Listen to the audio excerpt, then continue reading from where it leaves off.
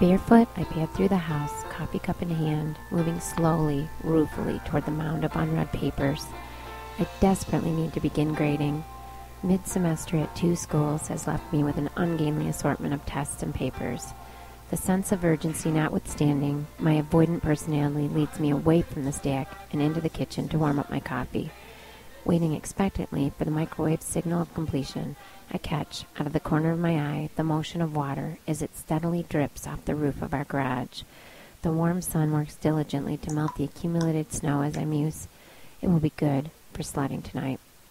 By nightfall, I know that whatever snow is melted during the day will freeze, forming an icy sheen over the top of the well-worn hill. It will be perfect and fast. Hours later, as I collect the kids from their various schools, I throw out the offer. Sledding tonight? The affirmations echo from different parts of the van, so I know that we have a plan for the evening. Unloading at home, the kids move straight to their homework. The routine is solid. Everything will need to be completed before venturing out. As I set the table for the dinner, I ask, which hill? Waterworks or Baldock? There are 2 within 5 minutes of our house. One hill is shorter, but is usually loaded with child-made jumps that add to the thrill of the rapid descent. The other hill is higher, but it makes it hard to ascend, and it is also completely dark, so the inability to see obstacles on the hill has led to inadvertent but definite disaster in the past.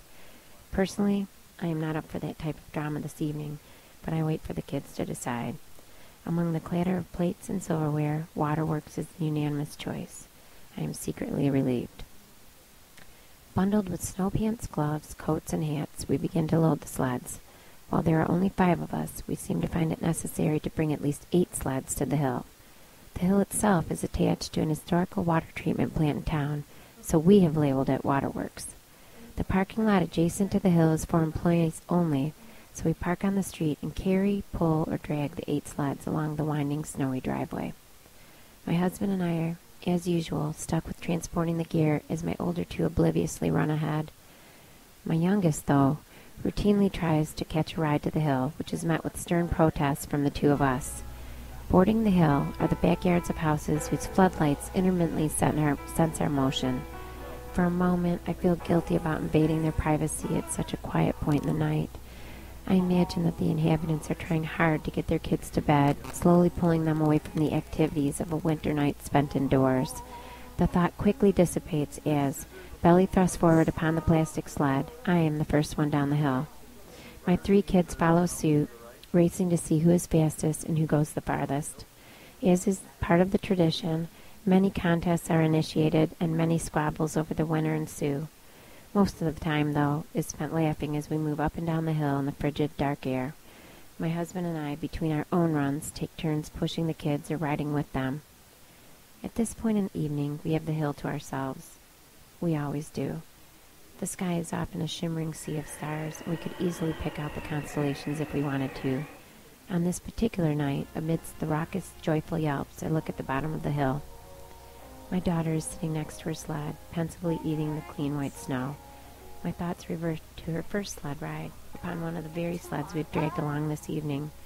She was only 2, and we pulled her and the sled to the top of Cricket Hill, nestled in the north end of Lincoln Park. That clear winter day, we shared the hill with many other families, all having formed a mass exodus from the high-rises bordering Lakeshore Drive to the park, eager to reject the winter's imposed captivity. Among all of us out there was also a latent desire to temporarily balk the urban setting in an attempt to form a sense of community.